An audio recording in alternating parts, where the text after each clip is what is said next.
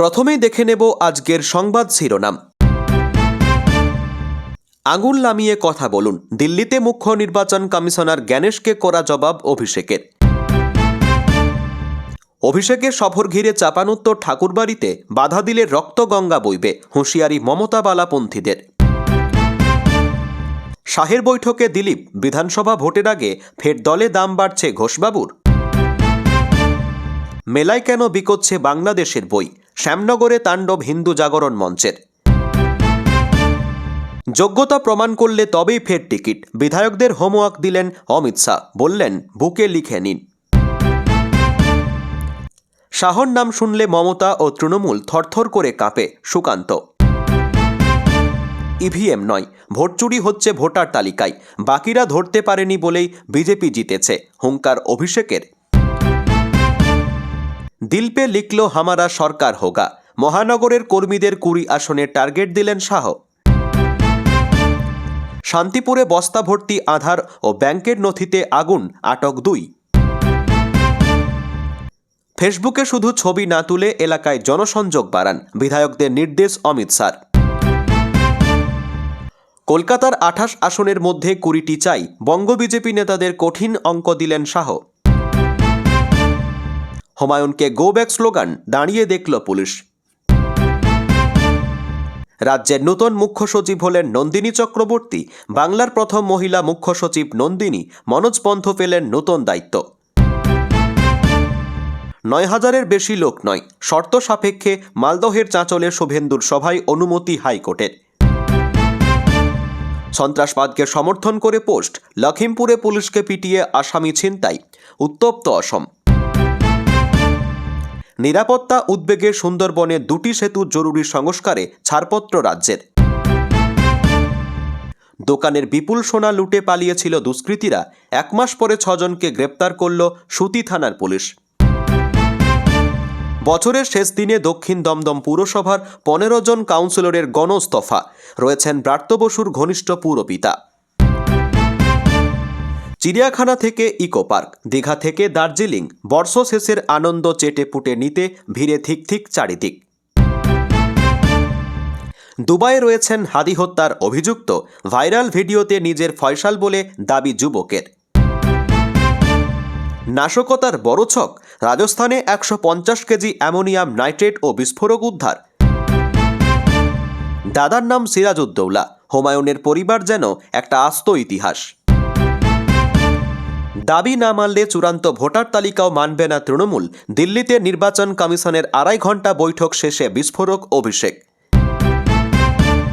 হেলমেটের ভিতরে বিষধর কেউটে, কি অবস্থা হলো বাইক চালকের, ভয়ঙ্কর ভিডিও ভাইরাল। 26-এর নির্বাচনে বড় দায়িত্ব দিলীপ, শাহর সঙ্গে লাঞ্চ সেরেই কি বললেন দিলীপ। শান্তিপুরে আছড়ে পড়ল বাংলাদেশ শিশু, ইউনূসের কুশপুতলিকা দাহ, চরম হুঁশিয়ারি বিজেপির। কমিশন কিভাবে হোয়াটসঅ্যাপকে হাতিয়ার করছে, ফাঁস করলেন অভিষেক। এতক্ষণ শুনছিলেন সংবাদ শিরোনাম, এবার জানিয়ে দেব বিস্তারিত খবর। ইভিএম নয়, আসল চুরি হচ্ছে ভোটার তালিকায়, কংগ্রেস সহ বিরোধী দলগুলিকে কি পরামর্শ দিলেন অভিষেক। দিল্লিতে মুখ্য নির্বাচন কমিশনার জ্ঞানেশ কুমারের সঙ্গে বৈঠক করার পর কংগ্রেস সহ অন্যান্য বিরোধী দলগুলির ভূমিকারও সমালোচনা করলেন তৃণমূলের সর্বভারতীয় সাধারণ সম্পাদক অভিষেক বন্দ্যোপাধ্যায়। তিনি অভিযোগ করলেন, আসল ভোট চুরি যে ভোটার তালিকা থেকে হচ্ছে তা এতদিন ধরতেই পারেনি অন্যান্য বিরোধী দলগুলি। মুখ্য নির্বাচন কমিশনারের সঙ্গে বৈঠকের পর অভিষেক বলেন, বিহারে কংগ্রেস আরজেডি, দিল্লিতে আম আদমি পার্টি ধরতেই পারেনি যে আসল ভোট চুরি ইভিএমে নয়, ভোটার তালিকা থেকে হচ্ছে। না হলে মহারাষ্ট্র, বিহার, হরিয়ানার মতো রাজ্যে বিজেপির স্ট্রাইক রেট 88% হতো না, বরং সেই রাজ্যগুলিতে বিজেপি হারত। অভিষেক অবশ্য জানিয়েছেন, নিজের অভিজ্ঞতার কথা তিনি অন্যান্য বিরোধী দলগুলির সঙ্গে ভাগ করে নিতে তৈরি। তৃণমূল শীর্ষ নেতা বলেন, মহারাষ্ট্রে বিজেপি 6 মাসে 40 লক্ষ ভোটারের নাম যোগ করেছে। সমমনস্ক বিরোধী দলেদের বলছি, ভোটার তালিকায় চুরি হচ্ছে, সফটওয়্যার ব্যবহার করে নাম বাদ দেওয়া হচ্ছে। কংগ্রেস যদি এটা আগে ধরতে পারত তাহলে বিজেপি হারত। অভিষেক অবশ্য আত্মবিশ্বাসের সঙ্গেই দাবি করেছেন, অন্যান্য রাজ্যে যা হোক না কেন বাংলায় তার পুনরাবৃত্তি হবে না। অভিষেক বলেন, বাংলায় ভোটার শতাংশ বাড়ছে না কেন? ওখানে চুরিটা আমরা ধরে ফেলেছি। আপনি তালিকা প্রকাশ করছেন না কেন? পরিচ্ছন্ন ভোটার তালিকা যদি লক্ষ্যই হয় তাহলে সেটা লুকিয়ে তো হয় না। এদিন মুখ্য নির্বাচন কমিশনার সামনে 1,36,00,000 সন্দেহজনক ভোটারদের তালিকা প্রকাশের দাবি জানানো হয় তৃণমূলের পক্ষ থেকে। অভিষেক বলেন, আমাদের তালিকা না দিলে 14ই ফেব্রুয়ারি নতুন চূড়ান্ত তালিকা মানব না। আমরা আইনিভাবে যা পদক্ষেপ নেওয়ার নেব। ফের বিজেপিকে বাংলায় আসন জয়ের টার্গেট বেঁধে দিলেন শাহ। বাড়তি নজর দিতে নির্দেশ ভবানীপুরে। 2021 সালে আবকি বার 200 পার স্লোগান মুখ থুবড়ে পড়েছিল। 77 আসন পেয়ে থেমে যেতে হয়েছিল বিজেপিকে। কিন্তু তাতে কি, 2026 বিধানসভা নির্বাচনেও বাংলায় বিজেপি নেতাদের 200 আসনের টার্গেট বেঁধে দিলেন কেন্দ্রীয় স্বরাষ্ট্রমন্ত্রী অমিত শাহ। বিশেষ নজর দিতে বললেন ভবানীপুর আসনের দিকে। 2011 সাল থেকে তৃণমূল শিবিরকে খালি হাতে ফেরায়নি ভবানীপুর। বলা যেতে পারে এই কেন্দ্র মুখ্যমন্ত্রী মমতা বন্দ্যোপাধ্যায়ের শক্ত ঘাঁটি। 2011 সাল থেকে 21 পর্যন্ত পরপর 4 নির্বাচনে এই কেন্দ্র থেকে জয় পান তৃণমূল প্রার্থীরা। 2011 সালে সুব্রত বক্সি জেতেন বাম প্রার্থী নারায়ণ প্রসাদ জৈনের বিরুদ্ধে। তাকে হারান সুব্রত বক্সি। আবার 2011 সালে বিধানসভা ভোটে জিতে এখান থেকেই প্রথমবার মুখ্যমন্ত্রী হন মমতা বন্দ্যোপাধ্যায়। সেই সময় তিনি ছিলেন সাংসদ। ফলে মুখ্যমন্ত্রী হওয়ার পর উপনির্বাচনে লড়তে হয়েছিল তাঁকে। তখন ভবানীপুর কেন্দ্রকে বেছে নিয়েছিলেন মমতা। অন্যদিকে 2016 সালেও ওই কেন্দ্র থেকে তৃণমূল প্রার্থী হিসেবে ফের দাঁড়ান মমতা বন্দ্যোপাধ্যায়। কংগ্রেস প্রার্থী দীপা দাসমুন্সিকে 18%-এরও বেশি ভোটে হারিয়ে দ্বিতীয়বারের জন্য মুখ্যমন্ত্রীর আসনে বসেন। 2021 সালে মমতা নন্দীগ্রামে দাঁড়িয়ে শুভেন্দু অধিকারীর বিরুদ্ধে হারেন। পরে আবার ফিরে আসেন ভবানীপুরে। এই উপনির্বাচনে 58,832 ভোটে জিতে জয়ের হ্যাটট্রিক করেছিলেন মমতা বন্দ্যোপাধ্যায়। তাই এমন একটি হেভিওয়েট কেন্দ্রই এবার বিজেপির পাখির চোখ। এদিনের বৈঠকে ভবানীপুর নিয়ে দীর্ঘ আলোচনা হয়। পাশাপাশি বঙ্গ বিজেপিকে 200 আসনে টার্গেট বেঁধে দিয়েছেন শাহ। তার সাফ কথা, আমরা যদি 3 আসন থেকে 77 আসনে পৌঁছতে পারি তাহলে 77 থেকে 200 আসনে পৌঁছানো অসম্ভব কেন হবে? এরই সঙ্গে জনসংযোগের ওপর বাড়তি নজর দেওয়ার কথা বলেছেন কেন্দ্রীয় স্বরাষ্ট্রমন্ত্রী। এ প্রসঙ্গে তার বক্তব্য, সবাইকে আরও বেশি সক্রিয় হতে হবে। বাড়ি বাড়ি গিয়ে সম্পর্ক তৈরি করতে হবে। সাধারণ মানুষের আরও কাছে পৌঁছতে হবে। মানুষের ঘরে ঘরে পৌঁছতে সপ্তাহে 4 দিন নিজ নিজ এলাকায় সময় দেওয়ারও নিদান দিয়েছেন শাহ। এসব করে নিজেকে প্রমাণ করতে পারলে তবেই মিলবে নির্বাচনের টিকিট। এদিন অমিত শাহ কার্যত এটা বুঝিয়ে দিলেন। সংগঠনে জোর দেওয়ায় এই মুহূর্তে বঙ্গ বিজেপির প্রধান লক্ষ্য। সংগঠন মজবুত হলে দলও শক্তিশালী হবে। সে কারণেই তড়িঘড়ি ডাকা হলো দিলীপ ঘোষকে, যিনি সংগঠনটা ভালো বোঝেন। সব মিলিয়ে রাজ্যে 3 দিনের সফরে এসে ঐক্যের তারেই বিজেপিকে বাঁধতে চেয়েছেন অমিত শাহ। আঙুল তুলে কথা বলছেন জ্ঞানেশ কুমার। দাবি অভিষেকের, পাল্টা কি বললেন তিনি? একগুচ্ছ দাবিকে দিল্লিতে নির্বাচন কমিশনার জ্ঞানেশ কুমারের সঙ্গে দেখা করেছে তৃণমূলের প্রতিনিধি দল। নেতৃত্বে ছিলেন দলের সাধারণ সম্পাদক অভিষেক বন্দ্যোপাধ্যায়। এদিন নির্বাচন কমিশনের দপ্তর থেকে বের হয়ে অভিষেক সাংবাদিকদের সঙ্গে কথা বলেন। সেখানেই তিনি জানান, তৃণমূলের তোলা প্রশ্নের জবাব দিতে না পেরে নির্বাচন কমিশনার নাকি আঙুল উঁচিয়ে কথা বলেছেন। কি বললেন অভিষেক? অভিষেকের দাবি, এদিনের বৈঠকে আমাদের প্রশ্নের কোনো উত্তর দিতে না পেরে মেজাজ হারিয়ে মুখ্য নির্বাচন কমিশনার আমার দিকে আঙুল তুলে কথা বলেছেন। আমি তখন পাল্টা বলি, আঙুল নামিয়ে কথা বলুন। আমি জনতার দ্বারা নির্বাচিত, মনোনীত নয়। সাহস থাকলে এদিনের বৈঠকের ভিডিও ফুটেজ প্রকাশ করা হোক। এদিনের সাংবাদিকদের সামনে বক্তব্য রাখতে গিয়ে দৃশ্যতই উত্তেজিত হয়ে পড়েন অভিষেক। জনসভায় ভাষণের ঢঙে কমিশনের বিরুদ্ধে একের পর এক অভিযোগ তোলেন। অভিষেক বলেন, দলের BLA-2দের শুনানিতে থাকতে দেওয়া দাবি নাকচ করে দিয়েছে কমিশন। তারা দাবি জানালেও এ নিয়ে কোনো সার্কুলার জারি করতে অস্বীকার করেছেন। অভিষেকের যুক্তি, আদালতে চ্যালেঞ্জ হওয়ার আশঙ্কায় সার্কুলার জারি করছে না কমিশন। এদিন তৃণমূলের প্রতিনিধি দলের তরফে যে প্রশ্নমালা তুলে ধরা হয় জ্ঞানেশ কুমারের কাছে, তার মধ্যে অন্যতম প্রশ্ন ছিল, পশ্চিমবঙ্গে সবথেকে কম নাম বাদ যাওয়া সত্ত্বেও কেন মাইক্রো অবজারভার নিয়োগ করা হচ্ছে?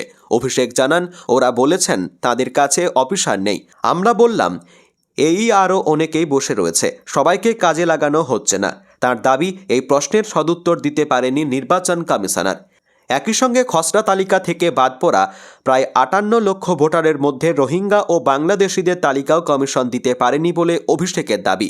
ইয়ারোদের জিজ্ঞাসা না করেই নাম ডিলিট করা হচ্ছে বলেও এদিন নির্বাচন কমিশনের কাছে সরব হন অভিষেক। তার অভিযোগ, কোনো সফটওয়্যার ব্যবহার করে ফর্ম 7 পূরণ না করিয়েই কিভাবে নাম ডিলিট করা হচ্ছে।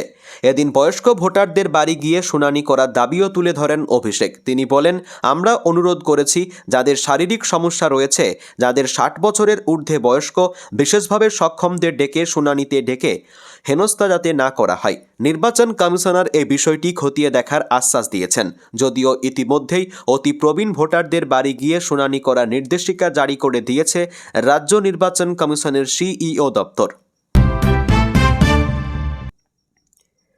চেনা ছন্দে শাহী বৈঠক সেরে বেরোলেন দিলীপ। তাহলে কি 26-এর নির্বাচনে বড় দায়িত্ব অভিমানী নেতার কাঁধে? পরনে গেরুয়া পাঞ্জাবি, সাদা কালো চেক, জহর কোট, চেনা মেজাজে দীর্ঘদিন পর দলের কোনো মিটিংয়ে যোগ দিলেন দিলীপ ঘোষ।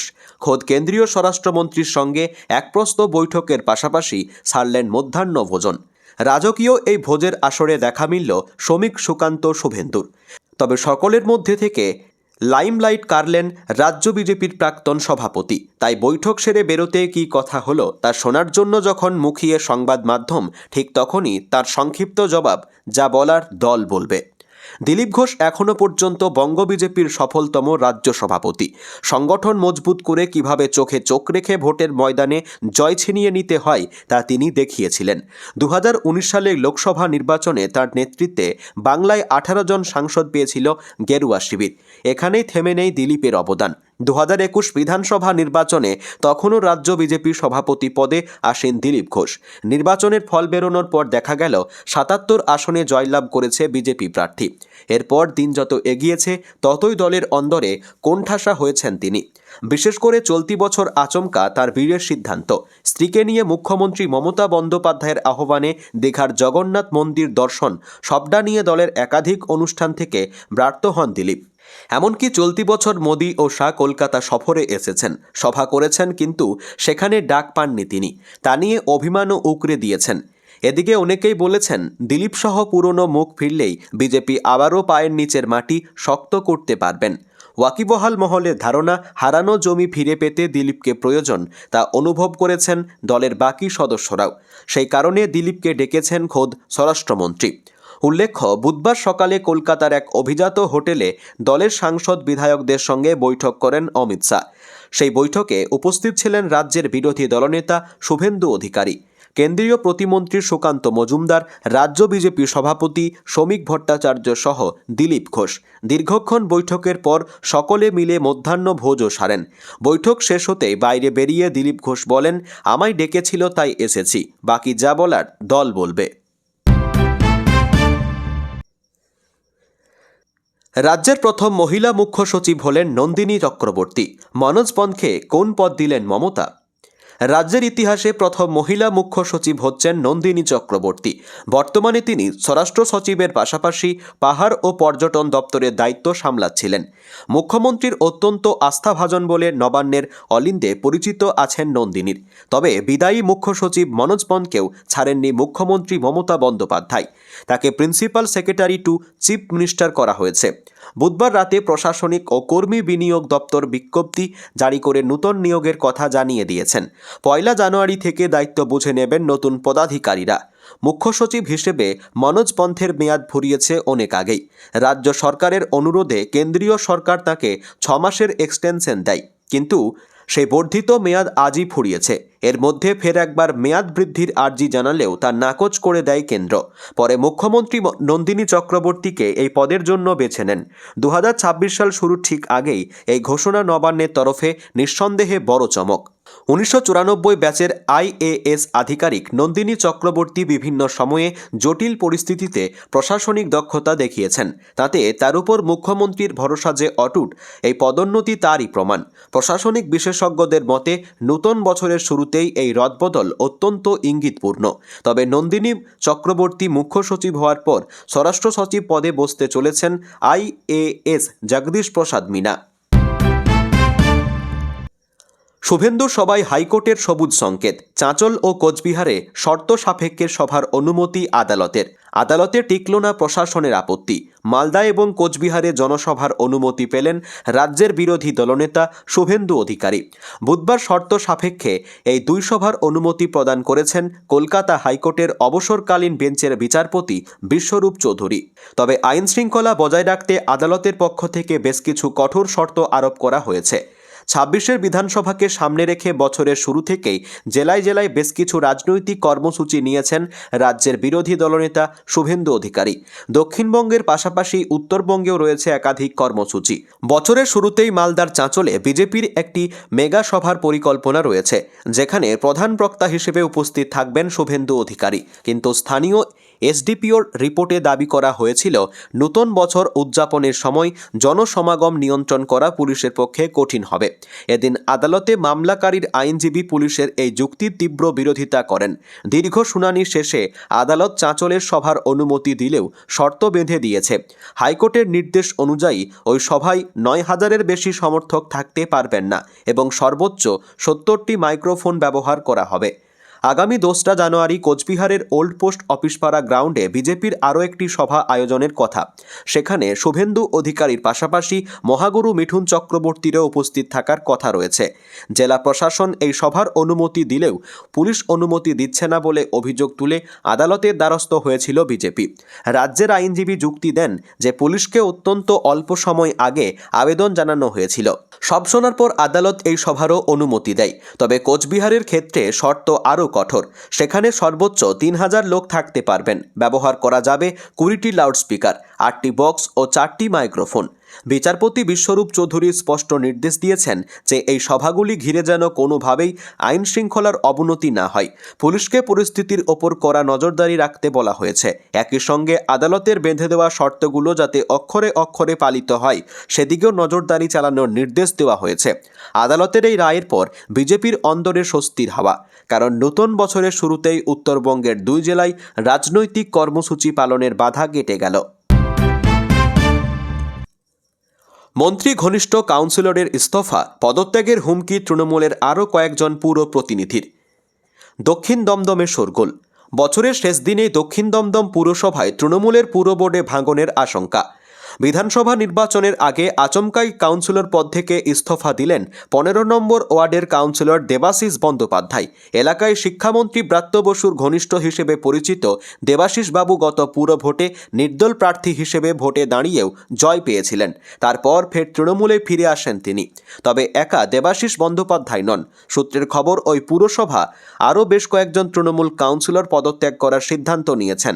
তার মধ্যে কয়েকজন ইতিমধ্যেই পুরপ্রধান কস্তুরী চৌধুরীর কাছে পদত্যাগপত্র পাঠিয়েও দিয়েছেন বলে খবর। শিক্ষামন্ত্রী ঘনিষ্ঠ এই কাউন্সিলরের আচমকা ইস্তফায় এলাকার তৃণমূল নেতাকর্মীদেরও মধ্যে চাঞ্চল্য ছড়িয়েছে। ইস্তফা দেওয়ার পর দেবাশিস বাবু দলের একাংশের বিরুদ্ধে নিজের ক্ষোভ উগরে দিয়েছেন। তার অভিযোগ, অনেকদিন ধরেই তার বিরুদ্ধে দলের মধ্যে চক্রান্ত করা হচ্ছিল। দেবাশিস বন্দ্যোপাধ্যায় বলেন, বেশ কিছুদিন আগে দলের জেলা সভাপতি পার্থ ভৌমিককে আমার পদত্যাগপত্র পাঠিয়েছি, ব্রাত্য বসুকেও পাঠিয়েছি। অনেকদিন ধরে ষড়যন্ত্র চলছে, কতদিন সহ্য করব? তাই আজকে এসডিও চেয়ারম্যানের কাছে গিয়ে পদত্যাগপত্র জমা দিয়ে আসলাম। আমি ১৯৯৮ সাল থেকে দল করছি। ১৯৯৯ সালে দলের প্রার্থী হয়েছিলাম, তখন দলের প্রার্থী পাওয়া যেত না। আমি যুব তৃণমূলের রাজ্য কমিটিরও সদস্য ছিলাম। প্রথম দিন থেকে তৃণমূল করছি। সিপিএম আমলে দলের পতাকা লাগিয়েছি, মারও খেয়ে সহ্য করে নিয়েছি। কিন্তু এখন আমার দলের লোকেরাই আমার বিরুদ্ধে যা করছে তা আরও বেশি বেদনাদায়ক। তবে কাউন্সিলর পদে ইস্তফা দিলেও তিনি দলের কর্মী হিসেবে কাজ করে যাবেন বলেই দাবি করেছেন দেবাশিস বাবু। এ বিষয়ে প্রতিক্রিয়া দিতে গিয়ে দমদম টাউন তৃণমূল সভাপতি এবং ওই পুরসভারই 14 নম্বর ওয়ার্ডের কাউন্সিলর সুকান্ত সেন শর্মাও দেবাশিস বাবুর পাশে দাঁড়িয়েছেন। তিনি বলেন, দেবাশিস বন্দ্যোপাধ্যায়ের অভিযোগ সঠিক, আমরাও এই পথেই হাঁটতে চলেছি।